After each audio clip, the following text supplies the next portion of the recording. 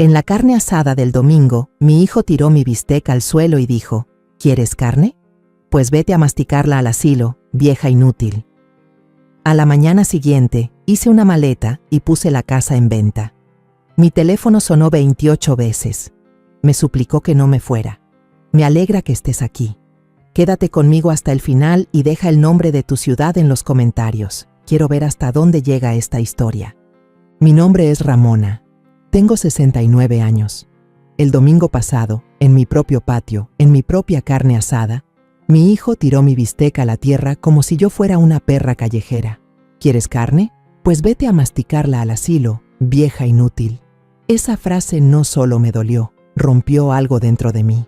Me quedé mirando el bistec que había esperado toda la tarde, ahí tirado en el polvo a mis pies.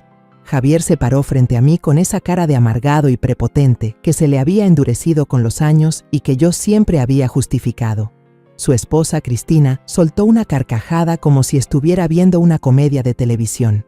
Mis nietos, de 8 y 10 años, solo me miraban con esas miradas planas y vacías que habían aprendido de sus padres. Nadie intervino. Nadie dijo nada. Me agaché, con las rodillas adoloridas, y recogí el bistec con manos temblorosas. No por el dolor, por la rabia, de esa que se ha cocido a fuego lento durante años en silencio. Javier, dije, quitándole la tierra a la carne, ¿qué acabas de decirme? Él puso los ojos en blanco, el mismo gesto de adolescente que hacía cuando le pedía que limpiara su cuarto. Ay, mamá, por favor, no seas tan dramática, solo era una broma. Una broma. 20 años de ser tratada como la sirvienta en mi propia casa, y ahora todo era una broma para él. Miré a mi alrededor, la terraza que yo pagué, la alberca que puse para unos niños que apenas me hablaban, el asador nuevo y reluciente que Javier exigió para el Día del Padre como si fuera un héroe, aunque él nunca ha puesto a nadie por delante de sí mismo. Esta casa, esta propiedad de 4 recámaras en un buen fraccionamiento, trabajé en 3 lugares distintos para comprarla después de que su padre nos abandonó. Todo lo que tenía lo invertí para asegurarme de que a Javier no le faltara nada. Escuela privada, equipo para cada deporte, una colegiatura universitaria que no podía pagar.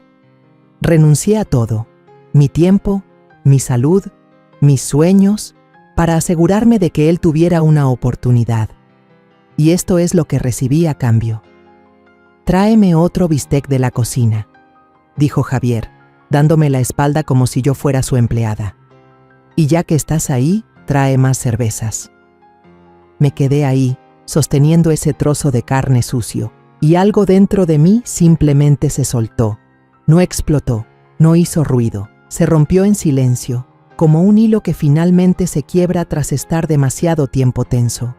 Caminé por la casa, pasando por la sala donde lo crié sola, pasando por los retratos enmarcados de cumpleaños y graduaciones que él apenas recordaba.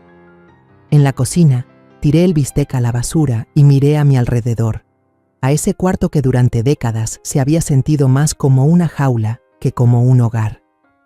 No era la primera vez, ni de cerca. Apenas el mes pasado, Javier había usado mi tarjeta de crédito sin preguntar y acumuló $800 en equipo de golf. Cuando se lo reclamé, me llamó egoísta y dijo que debería estar agradecida de que todavía se molestara en visitar a su vieja loca. 6 meses antes, había mudado a toda su familia a mi casa solo por un tiempito, después de que los corrieron de su departamento por no pagar la renta.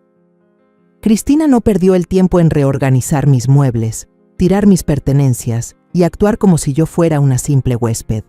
Yo les cocinaba, les lavaba la ropa, cuidaba a sus hijos mientras ellos salían a cenar y al cine. La única vez que pregunté cuándo pensaban mudarse, Javier se rió y dijo: ¿Para qué mudarnos? Este arreglo funciona perfecto. Perfecto para ellos. Regresé al patio con otro bistec y una cerveza fría, como la sirvienta en la que me habían convertido. Javier los tomó sin decir una palabra, ya quejándose de otra cosa. Me senté en la silla de plástico barata que me había aventado mientras él se estiraba en los costosos muebles de jardín que yo había pagado, y en ese preciso momento tomé una decisión. Se había acabado. Se acabó el ser invisible en mi propia maldita vida. Se acabó el dejar que el niño al que le di todo me tratara como un estorbo. Se acabó el fingir que este desastre era lo que significaba ser una familia. Esa noche, después de que todos se fueran a dormir en mi casa, con mi comida en sus estómagos y su desorden para que yo lo limpiara, me senté en la mesa de la cocina y escribí una lista, una muy importante. Para la mañana siguiente, había hecho 3 llamadas que sacudirían el mundo de Javier hasta sus cimientos. Él no se lo esperaba en lo más mínimo. La primera llamada fue al yerno de Marta, un agente inmobiliario. No eran ni las 6 de la mañana, pero no podía esperar. Me paré en el baño con la llave del agua abierta y susurré: David, necesito vender mi casa, hoy. Hubo un momento de silencio. Ramona, ¿estás bien? Suena muy repentino. Nunca he estado más segura de algo en mi vida. A las 7:30 ya estaba en mi casa con los papeles y un plan. Javier y su pandilla seguían profundamente dormidos después de otra noche de usar mi casa como hotel. David tomó fotos, anotó detalles y me prometió algo que yo no creía posible: un comprador en efectivo en 24 horas. Es un buen mercado para los vendedores, dijo en voz baja mientras estábamos en mi cocina. Una casa como esta, en esta colonia, es oro puro. Tengo 3 inversionistas que han estado esperando algo justo así. Mientras mi hijo dormía plácidamente en la recámara de huéspedes que había reclamado como su suite personal, yo estaba ocupada firmando los documentos que le quitarían todo. Javier había estado contando con esta casa desde que tenía 25 años. Presumía con sus amigos, su esposa, con cualquiera que le diera 5 minutos, que tenía la vida resuelta. Porque mi mamá tiene esa casota y a nadie más a quien dejársela. Nunca conservó un trabajo por mucho tiempo. Nunca ahorró, nunca hizo un plan real para sí mismo, porque pensó que mi vida simplemente se convertiría en la suya. Durante los últimos 5 años, cada decisión que tomó se basó en la idea de que esta casa, valuada en casi $400,000, lo salvaría cuando todo lo demás se viniera abajo. No sabía que yo había cambiado mi testamento el año pasado, después de que me trató como algo pegado en su zapato durante la cena de Navidad. No sabía que su nombre había sido borrado de todo hacía meses. Y más que eso, no sabía que estaba a punto de borrarlo de mi vida para siempre. Para el mediodía, ya tenía una oferta en efectivo por el precio completo, con cierre en 72 horas. No lo dudé. Mientras Javier se relajaba junto a mi alberca, quejándose con Cristina de cómo había arruinado el almuerzo que les preparé, yo estaba arriba, empacando 38 años de mi vida en silencio. Tomé las fotos de Javier de cuando era pequeño, antes de que empezara a verme como un cajero automático andante.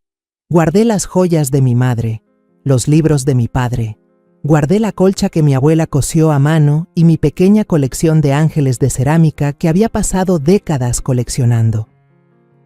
Todo lo demás se quedó. David organizó el camión de la mudanza para el miércoles por la mañana, el mismo día del cierre. Yo ya había pagado el depósito de un modesto departamento de 2 recámaras al otro lado de la ciudad, en un edificio que no permitía huéspedes a largo plazo. Simplemente perfecto. El martes por la noche, Javier finalmente notó algo. «Mamá», me llamó desde la sala, tirado en mi sofá, comiendo mi despensa, viendo mi televisión. «Hay unos papeles raros en la barra de la cocina». Se me oprimió el pecho, pero mi voz se mantuvo tranquila. «Son solo cosas del seguro, mijo, nada importante». Gruñó y siguió viendo su programa.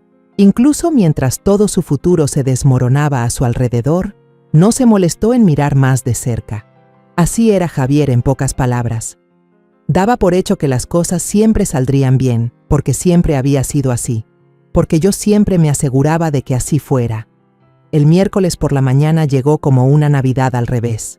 El camión de la mudanza llegó a las 8. Para cuando Javier se levantó de la cama a las 10:30, la mayoría de mis cosas ya estaban empacadas y cargadas. «¿Qué demonios está pasando?», Zrenia preguntó. Se quedó ahí parado en la sala medio vacía, en calzones y con la camiseta de ayer. «Me estoy mudando», dije con calma, mientras envolvía el último ángel de cerámica en plástico de burbujas. «¿Mudando? ¿Qué quieres decir con mudando? ¿A dónde te mudas?» «A mi nuevo departamento». Se le fue el color de la cara. ¿Departamento? Mamá, no puedes simplemente irte a un departamento. ¿Y la casa? ¿Y nosotros? La casa ya no es mía. El cierre es en 2 horas. Nunca olvidaré la forma en que me miró, atónito, como si el suelo se hubiera abierto bajo sus pies, como un niño que acaba de descubrir que Santa Claus es una mentira. Lo cual, honestamente, era un poco cierto en su caso. ¿Vendida? No puedes vender la casa. Nosotros vivimos aquí. Tú vives aquí, le dije, sellando la última caja. Yo he estado atrapada aquí. Cristina apareció en el umbral, ya evaluando la situación. Ramona, seamos razonables. Es obvio que estás molesta. Podemos arreglar esto. Durante 2 décadas, Javier se había estado preparando inconscientemente para este momento. Cada vez que confundió mi paciencia con pasividad, cada vez que cruzó la línea y yo lo dejé pasar, estaba construyendo el camino hacia este preciso día, solo que nunca pensó que yo finalmente me defendería. Los nuevos dueños llegan al mediodía, dije, entregándole mis llaves a David. Deberían empezar a empacar. Mi nuevo lugar se sentía como la paz. 2 recámaras, un pequeño balcón con vista a un jardín y silencio. Nadie preguntándome qué hay de cenar.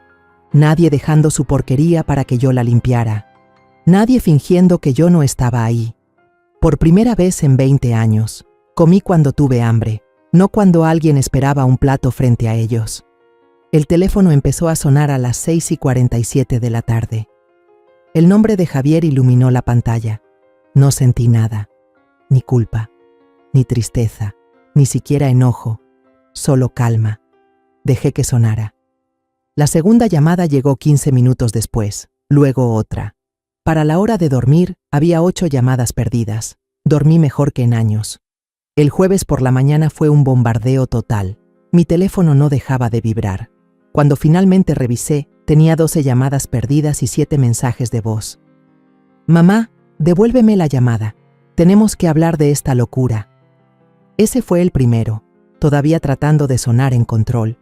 Para el quinto, el tono había cambiado. Mamá, por favor, la gente nueva quiere que nos vayamos para mañana. ¿A dónde se supone que vamos a ir? El octavo mensaje era de Cristina, endulzando cada palabra. Ramona, cariño, creo que ha habido un malentendido. Sabes que nos importas. Solo contesta el teléfono para que podamos arreglar esto. Ni siquiera escuché el resto, los borré todos. Mientras Javier se desmoronaba, yo me topé con algo inesperadamente bueno. Mis nuevos vecinos me trataban como un ser humano. La señora Chang de al lado apareció con una bandeja de galletas caseras y quiso saber más de mí, qué me gustaba, qué pensaba de las cosas. Honestamente, no podía recordar la última vez que alguien me preguntó qué pensaba. El señor Herrera del piso de abajo vino a ayudarme a colgar unos cuadros y me dijo: «Llámeme Miguel». Luego añadió, con una amabilidad tan sincera: «Usted me recuerda a mi madre. Las mujeres fuertes que criaron buenas familias merecen respeto». Si tan solo supiera qué tan equivocado estaba en la parte de la buena familia. El viernes, las llamadas no pararon, de la 1 de la tarde a las 8 de la noche, todas de Javier. Sus mensajes de voz iban en picada. «Mamá, llamaron a la policía. Nos están tratando como invasores. No puedes simplemente hacerle esto a tu propio hijo». Dormimos en el coche anoche. Los niños están asustados. ¿Cómo pudiste hacerle esto a tus nietos? Está bien. ¿Quieres que te pida perdón? Lo siento. Ni siquiera sé qué hice, pero lo siento. Por favor, solo ayúdanos. Pero Javier todavía no lo entendía. No se trataba de pedir perdón. Se trataba de 2 décadas de ser menospreciada, pisoteada, ignorada como si yo no existiera. No puedes arreglar eso con una llamada desesperada y una disculpa temblorosa. El sábado por la noche, estaba regando el pequeño jardín de hierbas que había comenzado en mi balcón cuando la señora Chang tocó. «Corazón, hay un joven abajo preguntando por ti», dijo con amabilidad. «Parece alterado». Miré por la ventana. Ahí estaba él, Javier, dando vueltas en el estacionamiento como un perro sin correa. Tenía el pelo revuelto. Su camisa parecía la de ayer. Cristina estaba en el coche con los niños, probablemente llorando por cómo la abuela loca había puesto su mundo de cabeza. No bajé. La llamada 21 llegó a las 9 de la noche. Esta vez contesté. ¿Qué quieres, Javier? Mamá, gracias a Dios. Mira, entiendo que estés molesta, pero yo no. Lo interrumpí. ¿Molesta? Estar molesta es para cuando algo todavía te importa. A mí ya no me importa. No puede no importarte. Soy tu hijo. ¿Lo eres? Porque los hijos no tratan a sus madres como a la servidumbre. Los hijos no humillan a sus madres frente a sus propios hijos. Los hijos no le quitan cosas a sus madres y lo llaman prestado. Silencio. Luego, yo nunca te robé. Me reí. Realmente me reí. Javier, me has estado robando durante 20 años. Mi dignidad, mi paz, mi amor propio. Esa tarjeta de crédito solo fue la cereza del pastel. ¿Dónde se supone que vamos a vivir? Ese ya no es mi problema. Terminé la llamada, apagué mi teléfono y lo dejé boca abajo sobre la mesa de la cocina. Recuerdo lo silencioso que se sintió el cuarto después de eso, como si algo finalmente se hubiera liberado dentro de mí. A la mañana siguiente, un domingo, me despertó un golpeteo fuerte en mi puerta principal. Miré por la mirilla y vi a Javier parado ahí. Tenía los ojos inyectados en sangre y parecía no haber dormido en días. «Sé que estás ahí», gritó. «Abre esta puerta. Tenemos que hablar». Me senté en la cocina con mi café, dejando que se enfriara mientras lo escuchaba desmoronarse ahí mismo en el pasillo. Seguía gritando como si eso fuera a cambiar algo. Entonces oí otra puerta abrirse al otro lado del pasillo. La voz de la señora Chang sonó, nítida y clara. «Joven, está molestando a todos en este piso. Si no se va ahora mismo, llamaré a seguridad del edificio». «Esa es mi madre». «Component placement», gritó él, con la voz quebrada. «Vendió nuestra casa, nos dejó en la calle». «Su madre es una mujer encantadora que merece paz en su jubilación», respondió firmemente la señora Chang. «Ahora váyase antes de que llame a la policía». Oí sus pasos alejarse, pesados y lentos. Sonreí un poco al escucharlo. La señora Chang apenas me llegaba al hombro, pero de alguna manera se mostró más fuerte que mi hijo, que siempre pensó que ser alto lo hacía poderoso. Esa tarde, estaba leyendo un libro en mi tranquilo departamento, finalmente rodeada solo por las cosas que me hacían sentir bien, sin desorden, sin gritos, sin culpa, solo paz. Entonces mi teléfono sonó una vez más. Era la llamada 28. Casi no contesto, pero algo en mí quería saber qué diría ahora que todo finalmente lo había golpeado. «¿Mamá?» Su voz era áspera, llena de desesperación. «Por favor, te lo ruego, haré lo que sea necesario. Cambiaré. Juro que seré mejor. Solo ayúdanos». «Javier», dije suavemente, «tuviste 38 años para ser mejor, y elegiste, cada día, no serlo». «Eso no es justo», dijo rápidamente. «Tomé algunas malas decisiones, sí, pero puedo enmendarlo. Puedo arreglarlo». «No», dije, con la mirada fija en el pequeño jardín fuera de la ventana, donde los primeros tomates ya comenzaban a crecer. «Algunas cosas no se arreglan. Algunas cosas están demasiado rotas para volver a unirlas». Hubo una larga pausa. No supo qué decir. Finalmente, susurró. «¿Así que eso es todo? ¿Realmente nos vas a dejar atrás?» «No estoy dejando a nadie», dije. «Finalmente me estoy eligiendo a mí misma, algo que tú nunca me enseñaste a hacer». Colgué, sabiendo que era la última vez, y tan pronto como terminó la llamada, me di cuenta de algo que debería haberme asustado, pero no lo hizo. No tenía la menor idea de lo que Javier iba a hacer a continuación, y por primera vez en décadas, honestamente no me importaba. Pasaron 3 semanas completas en completo silencio, ni un solo mensaje, ni un golpe en la puerta. Me acostumbré al silencio como si fuera oxígeno. Pero un martes por la mañana, justo cuando regresaba de mi caminata, los vi, Javier y Cristina, sentados juntos en el vestíbulo de mi edificio. Se veían agotados, como si no solo hubieran perdido un hogar, sino a sí mismos también. Javier parecía haber perdido 10 kilos desde la última vez que lo vi. Su cara estaba demacrada, sus mejillas hundidas, y una barba irregular se aferraba a su mandíbula como si no hubiera tocado una navaja de afeitar en días. Cristina, siempre tan pulcra y lista para la foto, tenía rímel corrido por la cara y su ropa de diseñador parecía sacada de un cesto de ropa sucia. Las arrugas en su blusa, las manchas de suciedad en sus zapatos, la opacidad en sus ojos, era obvio que habían estado viviendo en su coche, quizás desde hacía un tiempo. «Hola, Javier», dije, con la voz plana, mi paso firme mientras caminaba hacia el elevador como si nada fuera anormal. «Mamá, por favor, espera», gritó, poniéndose de pie de un salto y parándose justo en mi camino. «¿De verdad necesitamos hablar?» «No», dije, tranquila pero tajante. «De verdad que no». Cristina también se levantó, adoptando esa voz melosa y cargada de culpa que usaba cuando quería algo. «Ramona, los niños han estado preguntando por su abuela. Esto ya ha durado demasiado, ¿no crees?» La miré directamente, a esta mujer que una vez se rió mientras mi hijo me arrojaba un trozo de carne a la mesa como si yo fuera una perra callejera pidiendo sobras. «¿Dónde están mis nietos ahora, Cristina?» Se movió de un pie a otro, incapaz de mirarme a los ojos. «Están con unos amigos», murmuró. «Ah, ¿así que los abandonaron porque están durmiendo en su coche?» Suena como una decisión de crianza audaz. Pasé junto a ellos, dirigiéndome al elevador sin romper el paso. Javier me siguió de cerca. «Mamá, por favor, solo 5 minutos, déjanos explicarte». Algo en mí se detuvo. No sé si fue curiosidad o si solo quería un asiento de primera fila para el desastre que habían creado, pero me detuve. «Está bien, 5 minutos, ni un segundo más, y no vamos a subir a mi departamento. Hablamos aquí mismo». Nos acomodamos en la pequeña sala de estar junto a las ventanas del vestíbulo. Las sillas eran rígidas, incómodas, del tipo en el que nadie se queda mucho tiempo. Afuera podía ver la esquina de mi jardín del balcón. La albahaca, el orégano y los tomates cherry que había plantado prosperaban bajo el sol de verano.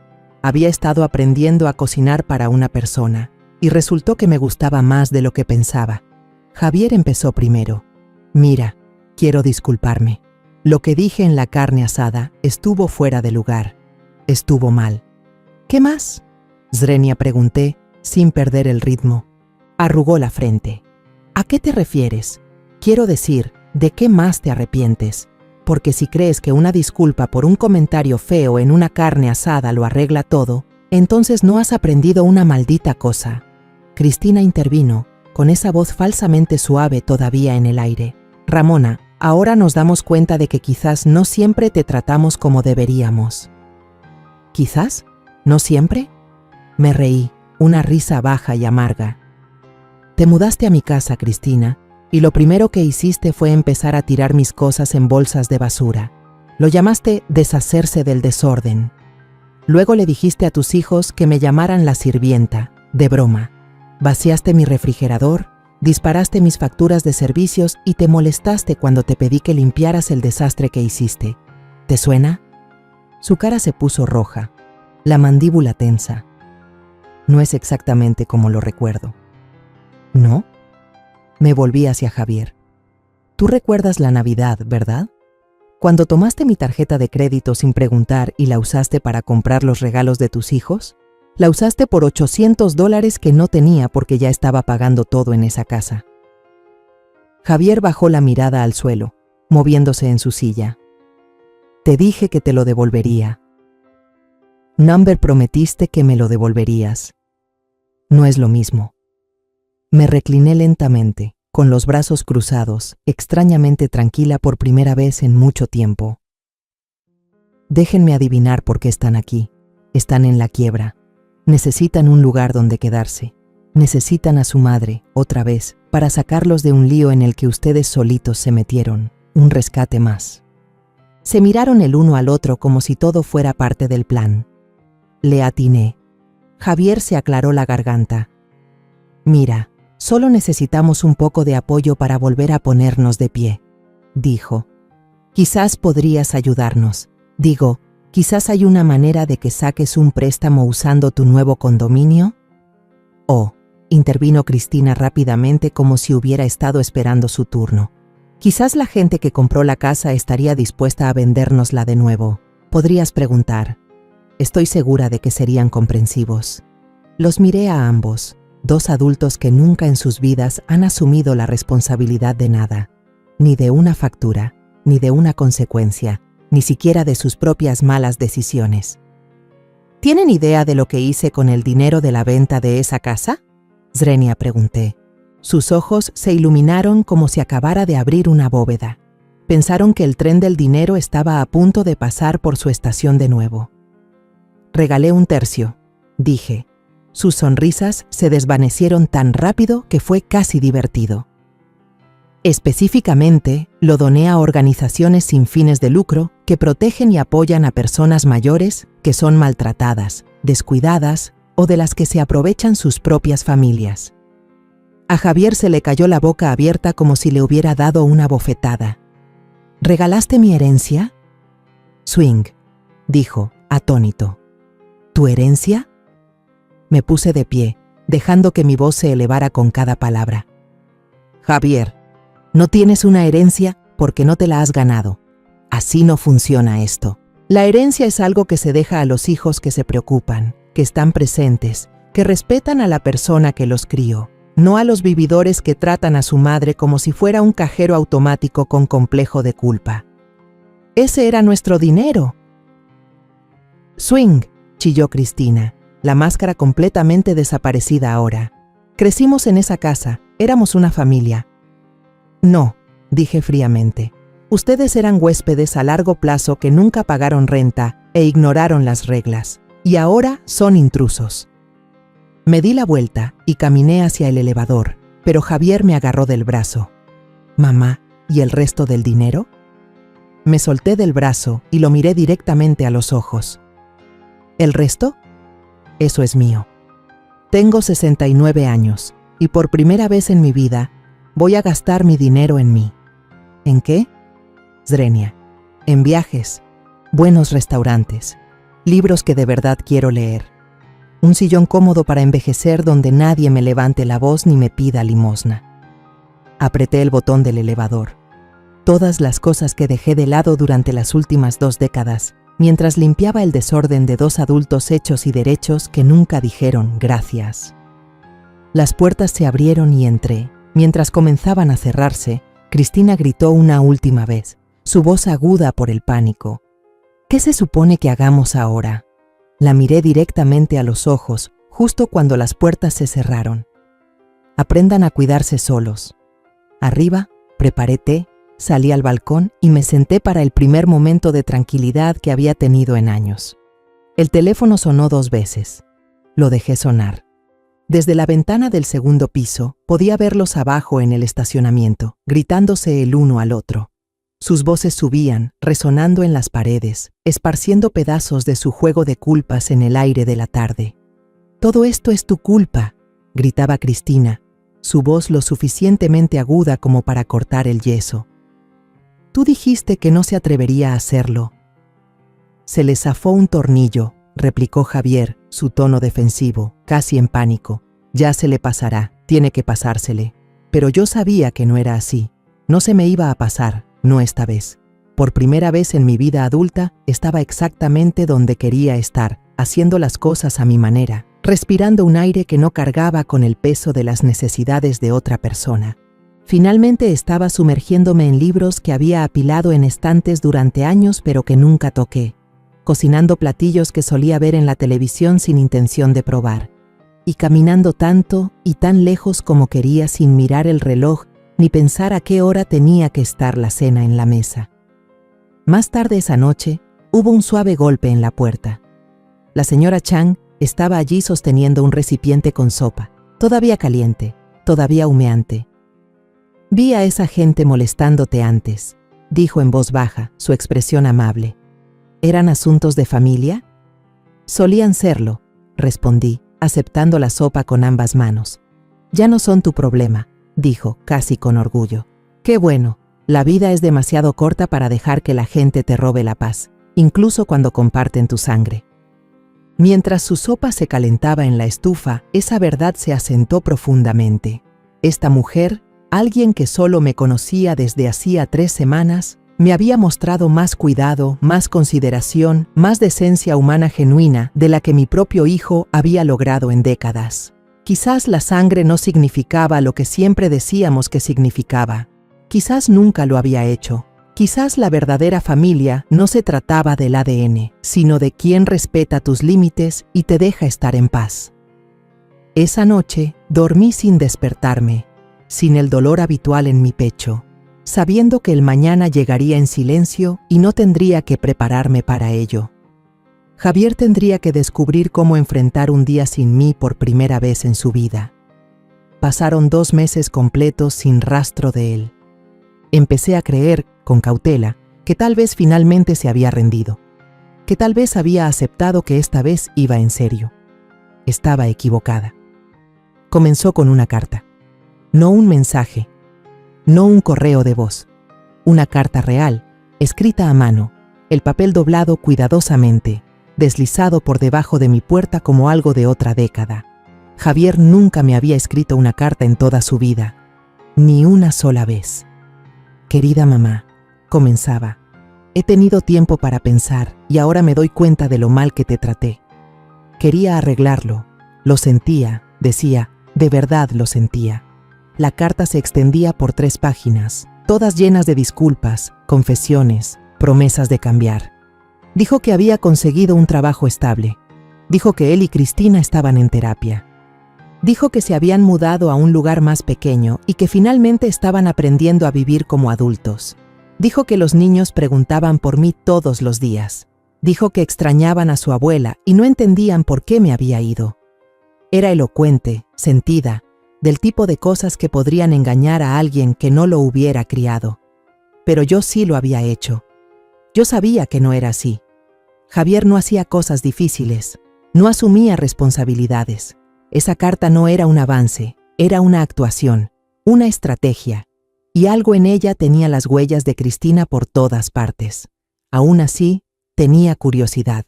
¿Hasta dónde estaba dispuesto a llegar para vender esta nueva versión de sí mismo? ¿Cuánta energía gastaría fingiendo ser alguien a quien le importaba? Esa noche tomé el teléfono y marqué su número. Javier, dije, recibí tu carta. Mamá. Su voz se quebró de alivio, como si hubiera estado conteniendo la respiración durante semanas. Esperaba que llamaras. ¿Me creíste? Estoy dispuesta a darte la oportunidad de que me lo demuestres, dije, lenta y claramente, pero no esperes que sea fácil. Lo que sea, dijo sin dudarlo. Haré lo que sea. Muy bien, te quiero aquí el sábado por la mañana, a las 8 en punto. Usa ropa que puedas ensuciar. ¿Ropa de trabajo? La señora Chang, nuestra vecina, tiene 83 años y necesita ayuda para limpiar su garaje. Si de verdad sientes haber tratado mal a una mujer mayor, puedes demostrarlo viniendo a ayudar a otra. Se quedó en silencio. Casi podía oír los engranajes girando en su cabeza. Después de unos segundos dijo, de acuerdo, ahí estaré. El sábado llegó y se fue. Ni rastro de Javier. No me sorprendió, solo me decepcionó de esa manera cansada y silenciosa. No por él, por mí. Por pensar que tal vez cumpliría esta vez. Alrededor de las 10:30 sonó mi teléfono. Mamá, lo siento. A Cristina le dio una de sus migrañas. Tuve que llevar a los niños a la escuela y luego el coche se descompuso. ¿Y tú, Javier? Zrenia, interrumpí. No te preocupes. No, sí me preocupo. Quiero arreglarlo. Iré mañana. Mañana es domingo. La señora Chang pasa los domingos en la iglesia y luego ve a su hermana. Bueno, entonces el próximo sábado. Eso funciona, le dije. A la misma hora, 8 de la mañana. También faltó a esa. Dijo que lo llamaron del trabajo inesperadamente. El sábado siguiente fue que uno de los niños estaba enfermo. Para el 4.º sábado había dejado de tener esperanzas. Pero seguí diciendo que sí, solo para ver cuánto tiempo seguiría inventando excusas. Y entonces, 6 sábados después, apareció. 3 horas tarde, avergonzado, sosteniendo un vaso de café de ese lugar caro a unas cuadras de distancia. Sé que llego tarde, fue lo primero que dijo. 3 horas tarde, respondí, pero estoy aquí y te traje café, ese latte de vainilla que siempre te gustaba. Lo tomé pero no bebí. La señora Chang terminó hace semanas, Javier. Su hijo vino y se encargó de todo. Sus hombros se hundieron. Claro. Bueno, ¿quizás hay algo más en lo que pueda ayudar? Lo estudié un momento. Se veía desgastado, como si la vida le hubiera quitado algunas cosas, pero no estaba roto. La ropa estaba limpia. El pelo tenía producto. Ya no dormía en su coche. Había encontrado un lugar donde aterrizar y no me pidió que lo encontrara por él. De hecho, sí hay algo, dije. He estado de voluntaria en el centro comunitario, leyendo libros en voz alta a personas mayores que ya no ven bien. Necesitan más gente. Su rostro se iluminó. Eso suena perfecto. Siempre he tenido un cariño especial por las personas mayores. Es simplemente como soy. Casi me río a carcajadas. Nunca había mostrado la más mínima amabilidad o interés por los ancianos. De hecho, cuanto más vieja me hacía, más parecía molestarle, poniendo los ojos en blanco cuando me movía demasiado lento, impacientándose cuando olvidaba y repetía las cosas. El grupo se reúne los martes a las 9, dije. Les diré que estarás allí. Su sonrisa vaciló. ¿Martes por la mañana? Normalmente estoy en el trabajo a esa hora. Dijiste que harías lo que fuera. Sé que lo dije, pero no puedo simplemente faltar al trabajo. Necesito este empleo para seguir adelante. ¿Qué tal los jueves por la tarde? Es otro horario en el que se reúnen. A esa hora recojo a los niños de la escuela. Asentí, sin decir mucho. Por las noches entonces. Hay un programa de cenas para personas mayores que viven solas. Les vendría bien la ayuda para servir las comidas. Las noches son para la familia. Cristina quiere que cenemos juntos todas las noches. Es algo suyo. Dejé la taza de café llena sobre la mesa. Así que en 5 minutos has dicho que no a los martes por la mañana, los jueves por la tarde y todas las noches. ¿Cuándo exactamente planeabas demostrarme lo arrepentido que estás? Se movió en su asiento, su rostro un poco tenso. Bueno, ¿podría los fines de semana? Eso podría funcionar. Ya has faltado a 6 sesiones de sábado. Eso fue diferente. Fueron emergencias de último minuto. ¿De verdad? Porque desde mi punto de vista, ayudar a la gente siempre parece ser tu prioridad más baja, así como respetarme siempre quedó en último lugar. Su rostro se sonrojó y pareció un niño de nuevo, a la defensiva e inseguro. Eso no es justo, mamá, lo estoy intentando. Intentarlo significa presentarse. Intentarlo significa sacrificarse por alguien más, no solo esperar que ellos lo hagan por ti. Significa que te presentas incluso cuando no es fácil o conveniente. Me levanté lentamente. Estaba cansada de estas conversaciones que no iban a ninguna parte, cansada de toda esta actuación que seguíamos haciendo. ¿Sabes qué, Javier? No te molestes con el voluntariado, no te molestes en intentar demostrar nada. ¿A qué te refieres?, preguntó. Lo miré, a este hombre que había criado, y que todavía caminaba como si el mundo le debiera algo, y ya no sentía ira. Simplemente me sentía harta. Quiero decir que ya me has mostrado todo lo que necesitaba ver. Salió ese día enojado y confundido, y nunca más lo volví a ver. No porque me estuviera escondiendo, sino porque finalmente se dio cuenta de que hablaba en serio. No necesitaba su culpa, ni sus esfuerzos hechos por obligación. Ya había encontrado algo mejor. Había encontrado gente que me respetaba sin que tuviera que rogar por ello. La señora Chang todavía me traía sopa 2 veces por semana. Miguel había comenzado a invitarme a las cenas de los domingos con toda su familia. ¿Y saben qué? Eso era suficiente. Los mayores del centro comunitario se iluminaban en el momento en que entraba por la puerta, sus rostros cálidos con el tipo de bienvenida que no era forzada ni educada, sino real. Me tomó por sorpresa esa sensación de ser vista, no por lo que podía ofrecer o lo que había hecho, sino simplemente por estar allí. Por una vez, estaba rodeada de personas que me valoraban por estar presente, no por ser útil. Y en todos los años que había vivido tratando de ganarme mi lugar, Ese tipo de reconocimiento silencioso se sintió como la mayor victoria que había tenido. Un año después de alejarme de la vida que solía conocer, me encontré en la habitación de un hospital junto a una mujer que había llegado a significar más para mí de lo que mi propio hijo jamás significó. La señora Chang yacía inmóvil en la estrecha cama del hospital, empequeñecida por las sábanas blancas y rígidas, su cuerpo pareciendo imposiblemente pequeño para alguien que había llenado una habitación con tanta vida. Tenía 84 años. Y el derrame cerebral le había quitado la capacidad de cuidarse a sí misma. Su hijo estaba al otro lado del país, en Seattle, incapaz, o tal vez sin voluntad, de regresar y cuidarla. «No quiero ir a un asilo», susurró, su mano agarrando la mía con una fuerza sorprendente. «Solo quiero ir a casa». Miré alrededor de la fría e impersonal habitación y recordé cuando me mudé al edificio, cómo me había recibido como una vieja amiga. Me trajo sopa sin preguntar por qué estaba triste. Me contó historias sobre su difunto esposo mientras tomábamos té en su cocina. Nunca pidió favores.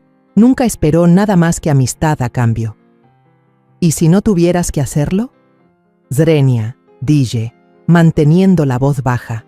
Sus ojos buscaron los míos. ¿Qué quieres decir? ¿Y si vienes a casa conmigo? Esa idea había estado rondando en mi mente desde su derrame. Mi departamento tenía 2 recámaras, y yo había estado vagando por él como un fantasma, teniendo conversaciones completas con mis plantas solo para que el silencio no me tragara. Ella necesitaba a alguien que la ayudara con las pequeñas cosas, cocinar, limpiar, vestirse.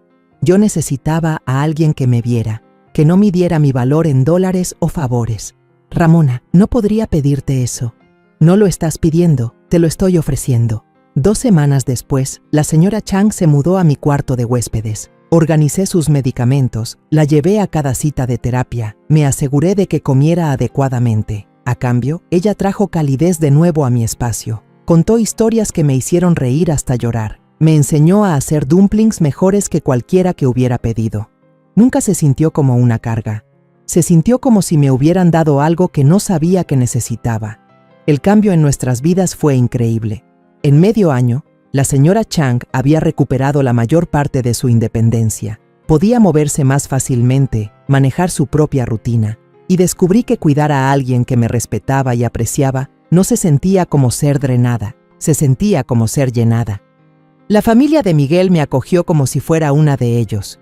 Sus hijos me llamaban Abuela Ramona, y cuando hablaba, escuchaban, realmente escuchaban, mis historias sobre crecer en una época que para ellos parecía un mundo diferente. En el centro comunitario, me hice cargo del programa de lectura, coordiné voluntarios, propuse nuevas ideas, ayudé a convertirlo en algo que la gente esperaba con ansias. Los ancianos de allí se sentían como la familia que nunca pensé que encontraría, gente que celebraba mi cumpleaños sin que se lo recordaran, que notaba cuando estaba cansada, que se preocupaba cuando no sonreía. Una tarde, mientras la señora Chang y yo estábamos sentadas en el balcón viendo el sol ponerse detrás de los edificios, se volvió hacia mí con una pregunta que me dejó helada.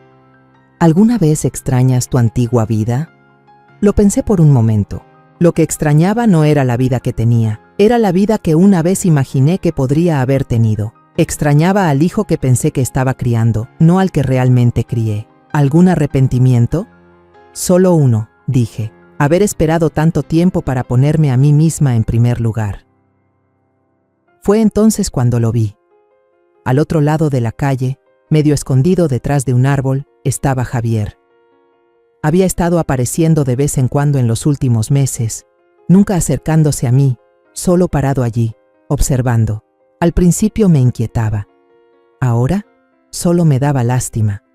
¿Es él? «Component placement», preguntó la señora Chang, siguiendo mi mirada. Asentí. Todavía cree que voy a cambiar de opinión, que me sentiré lo suficientemente sola o lo suficientemente culpable como para aceptarlo de nuevo. ¿Y lo harás? Miré a mi alrededor, a la vida que había construido. La señora Chang pasando las páginas a mi lado. Los hijos de Miguel riendo abajo en el patio. Mi pequeño jardín de hierbas floreciendo en el balcón. Mañana estaría ayudando en el centro comunitario y más tarde, la señora Chang y yo estaríamos preparando la cena juntas mientras ella me contaba uno de los chistes malísimos de su difunto esposo. No, dije, sin una pizca de duda. No lo haré. La señora Chang sonrió. Bien, porque la familia no se trata de sangre, querida. Se trata de personas que se apoyan mutuamente. Casi como si lo hubiera invocado, Miguel se asomó por su balcón y gritó: «Señoras, mi esposa hizo demasiados tamales otra vez. ¿Les subo algunos?» «Siempre», respondió la señora Chang, riendo. Miré al otro lado de la calle de nuevo. Javier seguía allí, flotando como un fantasma, esperando ser extrañado. Pero yo ya no estaba atormentada. Nunca me había sentido más completa. Hace 2 años, si alguien me hubiera dicho que estaría viviendo con una mujer china mayor con la que no tenía parentesco, compartiendo cenas con una familia mexicana que básicamente me había adoptado y pasando mis días ayudando a otros ancianos a redescubrir la alegría, habría dicho que estaban locos. Pero aquí estaba, rodeada de personas que me amaban, no por lo que hacía por ellos, sino por quién era, personas que realmente querían estar cerca de mí, personas que me escuchaban, me respetaban y nunca me hicieron sentir que ocupaba demasiado espacio. Javier finalmente se dio la vuelta y se alejó mientras las luces de la calle parpadeaban. Al verlo irse, no sentí nada, ni enojo, ni tristeza, ni siquiera lástima. Era solo alguien a quien solía conocer, un hombre que una vez importó y que luego eligió no hacerlo más. La señora Chang se acercó y me apretó la mano. «Vamos», dijo. «Miguel va a traer tamales y quiero mostrarte las fotos de la boda de mi nieto». Mientras nos dirigíamos a nuestro cálido y pequeño departamento, pensé en algo que me caló hondo. Había pasado 68 años tratando de ganarme el amor de personas que no podían darlo. Y a los 69, finalmente reconocí cómo era el amor verdadero cuando aparecía gratis. Nunca había sido más rica. Lo último que vi antes de cerrar la puerta del balcón fue mi reflejo en el cristal. Me veía diferente, más ligera, más joven incluso, aunque tenía 1 año más. El rostro que me devolvía la mirada era el de alguien que conocía su valor, que finalmente había encontrado su lugar y que había terminado de aceptar migajas cuando merecía el festín completo. Algunas personas pasan toda su vida buscando una familia de verdad. Yo encontré la mía a los 69 y no podría ser más perfecta. Firmé los formularios del hospicio con una mano más firme de lo que esperaba. La pluma se deslizó suave, decisiva, sobre la línea de puntos. Nombre, fecha, firma. Me ofrecieron pañuelos y me preguntaron si necesitaba tiempo. No lo necesitaba. Había tenido de sobra. La señora Chang falleció a las 6:12 de la mañana, justo cuando el cielo sobre nuestro edificio se tornaba del color de viejos moretones, un morado profundo que se desvanecía a un gris opaco. Me senté a su lado durante la noche, sosteniendo una mano que una vez había amasado masa para dumplings, con el doble de fuerza que mujeres de la mitad de su tamaño. Se fue de la misma manera en que había vivido, en silencio, con respeto, sin grandes aspavientos.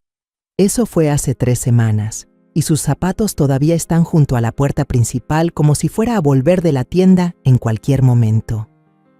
El funeral fue sencillo, tal como ella quería. Sin lamentos, sin largos discursos. Una foto de ella en el jardín, un plato de bollos dulces de frijol rojo, incienso subiendo en espiral como un recuerdo en el aire. Su hijo apareció a mitad de camino, con aspecto cansado y apurado, apestando a una culpa que no se molestó en ocultar. No le dije mucho. ¿Qué quedaba por decir? Después, volví a casa, me serví una taza de té de manzanilla y me senté en el sofá que solíamos compartir. Ella en un extremo con sus crucigramas, yo en el otro con cualquier novela de misterio que estuviera leyendo esa semana. Su ausencia presionaba los cojines, las esquinas de la habitación, mis pulmones. Esa noche, encendí una de sus viejas velas y la dejé arder hasta el amanecer. Jazmín y sándalo, su aroma. No lloré. El duelo no llegó en sollozos ni en arrebatos dramáticos. Llegó en el silencio. En la forma en que me sorprendía buscando 2 tazas en lugar de una. en la estúpida costumbre de pausar un programa para explicárselo, solo para darme cuenta de que le estaba hablando a una silla vacía. La gente me decía que me lo tomara con calma, que fuera amable conmigo misma y mi favorita personal, mantente ocupada. Como si doblar la ropa o pasear por el supermercado pudiera coser un corazón al que le falta un latido. La verdad es que ya no quería quedarme en ese departamento. Cada rincón resonaba. Cada interruptor de luz que ella solía usar, cada cajón que la vi organizar como si fuera geometría sagrada. Así que tomé una decisión. De nuevo, vendí el lugar. No le dije a Javier. No le dije a nadie, en realidad, excepto a Miguel y a su esposa, que lloraron cuando les di la noticia. Me rogaron que me quedara en el edificio. Dijeron que su hogar era también el mío, pero había aprendido algo en los últimos 2 años. Seguir adelante no siempre se trata de escapar, a veces se trata de expandirse, de encontrar la siguiente versión de ti misma, la que está lista para más. Así que encontré un alquiler a 3 horas al norte, en un pequeño pueblo junto a la carretera, con árboles espesos de pino, una calle principal con una sola cafetería y una tienda de abarrotes que todavía cierra a las 9. Es tranquilo, seguro. Nadie sabe mi nombre, y así es exactamente como lo quiero ahora mismo. No traje mucho, unas cuantas fotos enmarcadas, mis libros, su collar de jade, el que me dio sin ceremonia una noche mientras lavábamos los platos.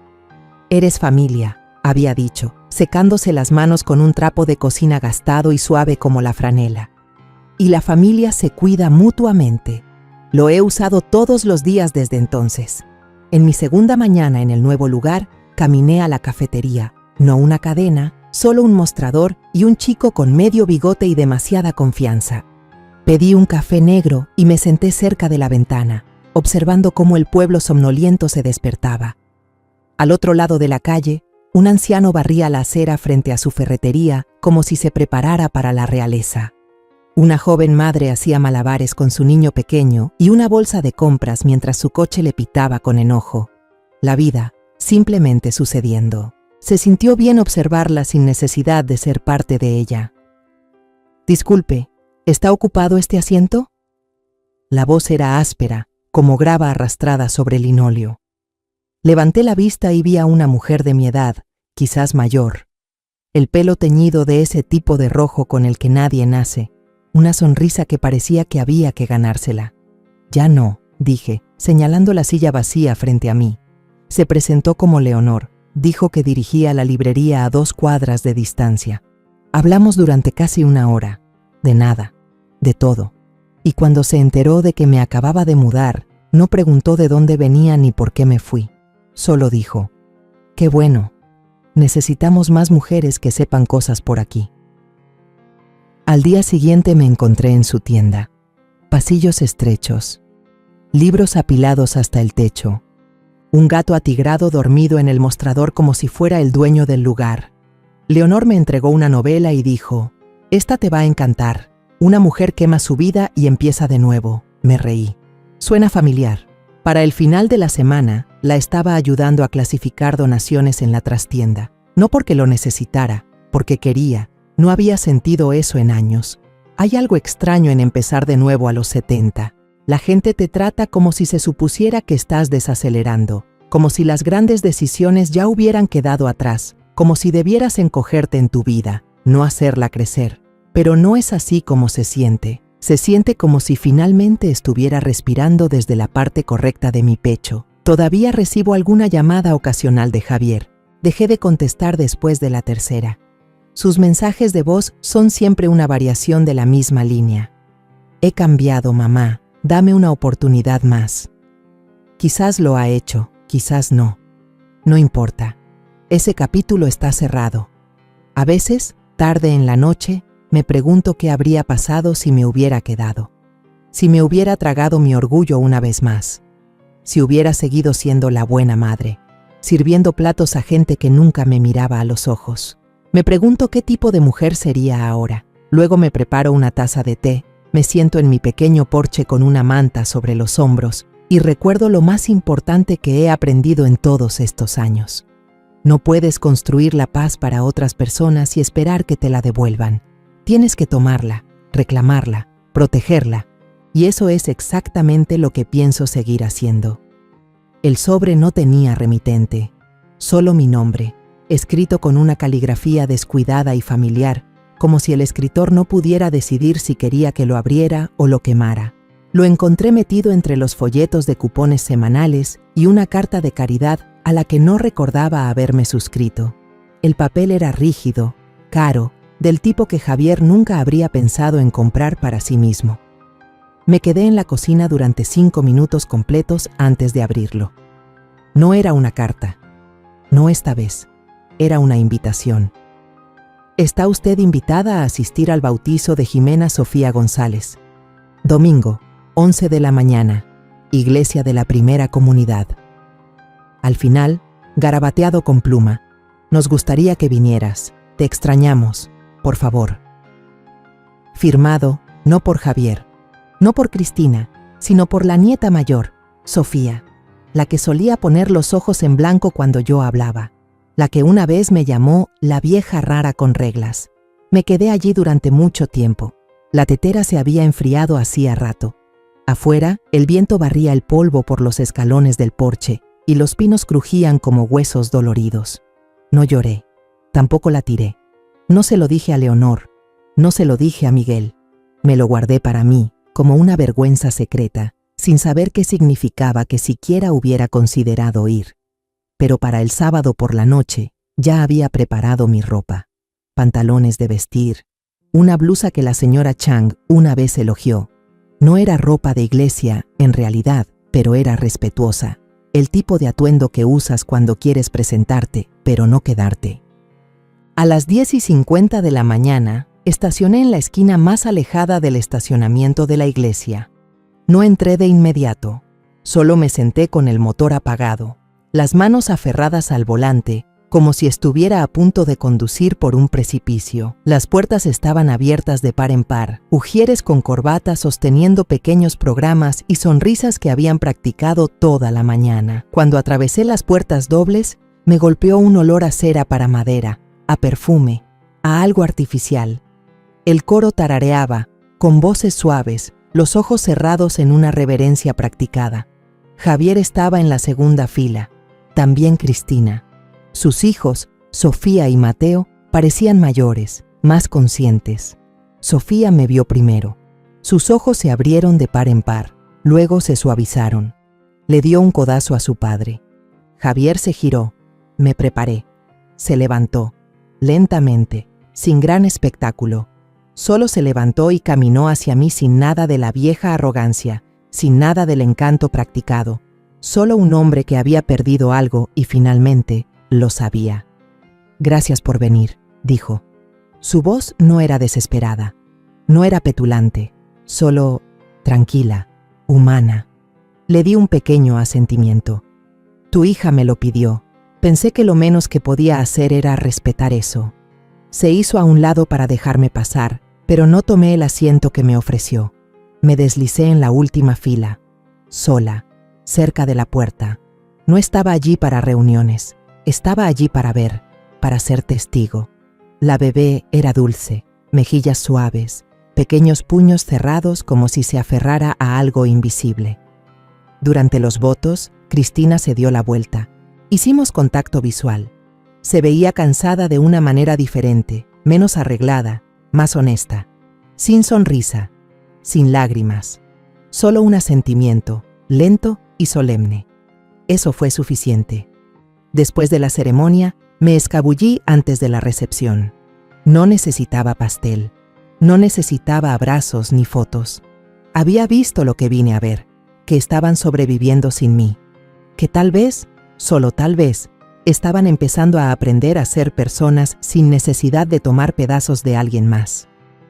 De vuelta a casa, encontré a Leonor en la librería, desempolvando la sección de romance con una mano, sosteniendo un teléfono en la oreja con la otra. ¿Fuiste?, Zrenia preguntó, colgando antes de que pudiera hablar. Hice una pausa. Sí. ¿Cómo estuvo? Extraño, dije. Tranquilo, no suplicaron. Yo no perdoné. pero tampoco me sentí como un fantasma. Me estudió durante un largo momento. Luego sacó 2 sillas y sirvió café de su termo como si supiera que no había terminado de hablar. Solía pensar que la paz significaba finalmente recibir una disculpa, dije, pero ahora creo que simplemente significa ya no necesitarla. No dijo nada, solo chocó su taza con la mía. Afuera, el viento cambió. El verano casi se había ido. Las hojas cambiarían pronto, luego caerían. Miré hacia el pueblo, este lugar que me había acogido cuando no tenía nada más que mi nombre y la voluntad de empezar de nuevo. Y pensé, quizás la paz no es algo que encuentras, quizás es algo que construyes. Una mañana, una comida, una verdadera amistad a la vez. Al día siguiente, le envié algo de vuelta a Sofía. Solo una postal, sin remitente. Decía, hiciste lo correcto, sean buenos el uno con el otro. Abuela Ramona. Estamos contando esta historia basándonos en hechos reales. Los nombres y lugares han sido cambiados para proteger la identidad de la persona involucrada. Es la historia de una madre que sacrificó toda su vida por sus hijos y nietos solo para ser irrespetada, utilizada y abandonada. Pero cuando no le quedaba nada que perder, se levantó. Y esta vez, vivió para sí misma. No contamos esto para juzgar a nadie, sino para hacerte detener y pensar. ¿Cuántas madres están sufriendo en silencio dentro de sus propios hogares? Ahora, tengo curiosidad por ti, que estás escuchando mi historia. ¿Qué harías tú en mi lugar? ¿Alguna vez has vivido algo así? Cuéntamelo en los comentarios. Mientras tanto, te dejo con 2 historias más en la pantalla final, favoritas de este canal, y que sin duda te sorprenderán. Gracias por quedarte conmigo hasta aquí.